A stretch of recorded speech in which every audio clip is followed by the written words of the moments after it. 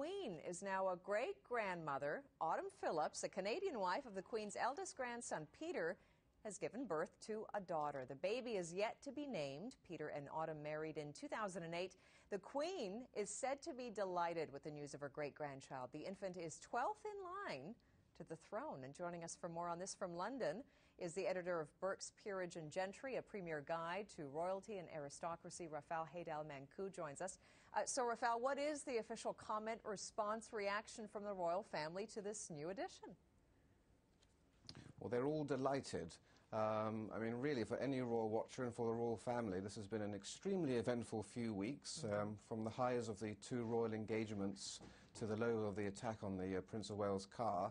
And now again we have happy news to end the year with the announcement of the birth of a baby girl, 8 pounds 8 ounces, extremely healthy. And as you said, this is the Queen's first great-grandchild, and the Queen is the first sovereign since Queen Victoria's time to have been a great-grandparent, although Victoria had 16 great-grandchildren, so quite a way to go before the Queen matches that record. I'd say, yes. And we do, I've seen some reports the baby will have both Canadian and British citizenship. Is this true? Yes, indeed. This is extremely significant for Canadians because it's the first time that a Canadian will be in line to the throne. The baby girl will be 12th in line to the throne, but it's by far from the only CanCon or Canadian content in the royal family. The Duchess of Cornwall descends from Sir Allan Napier MacNab, who was Prime Minister of Upper Canada and has French-Canadian ancestors too, and the Queen's cousin, the Duke of Kent, has a daughter-in-law who is from Newfoundland. So the royal family has never been more Canadian, and I think that's quite important in strengthening the connections between the Canadian people and the Crown. Right, no doubt. And this is the baby of Autumn and Peter Phillips. Can you tell us a little bit about their life, you know, what it's like for them, what they've been up to? Well, you know, it's quite, I think, significant and symbolic that this baby came at the end of a year and the dawning of a new year, because Peter Phillips and Autumn Phillips, as with Prince William and the rest of the new royals, are heralding in a new era for the royal family of a much more restrained and low-key affair. They met in Montreal during the Grand Prix, where Peter Phillips was working and Autumn Kelly didn't know who he was. And they had a brief whirlwind romance, and I think that's really, you know, seeing them now living in Hong Kong where they are, they go about life in a very low-key way, and that's very much the refashioning of the monarchy that we're seeing. And I think Canadians will be able to identify a lot more with this new generation of royals than perhaps with the previous generation. And that, I think, is the importance of the monarchy's ability to survive and adapt, has been its ability to refashion itself. Okay, you're talking about refashioning and the next generation of royals, but also, I mean, when it comes to a new addition to the royal family, is there a precedent? You know, when it comes to choosing a name, for example, is it incumbent to sort of include a middle name or maybe perhaps even the first name based on a royal relative? Yes, well, traditionally you'll have 4 or 5 names used for a member of the royal family, but because Autumn Phillips and Peter Phillips are far more removed, I don't think there'll be the necessary protocols being put in place for this baby girl as it would have been had it been an issue of, say, Prince William or Prince Harry.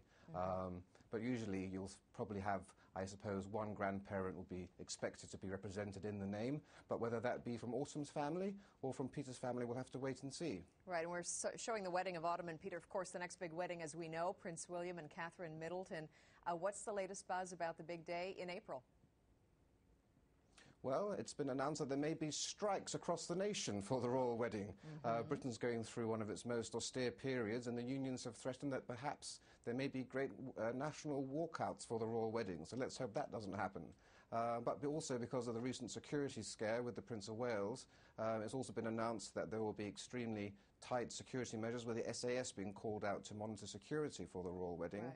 But more exciting and more happy, perhaps, is news that the dress for Kate Middleton may actually be under preparation in Buckingham Palace, with the designer perhaps an unknown person who is a very minor designer but will be catapulted onto the front pages. So the bets on Oldfield, which were closed recently, may all be off. Well, let me ask you, I mean, on that point, and choosing a designer perhaps that's not that well known, does the royal family now especially, I mean, you mentioned the austerity measures, you know, the instability across Europe, economic turmoil that continues. Do they have to be very careful with this wedding to make sure that it's not too extravagant, because it is a time of economic turmoil still?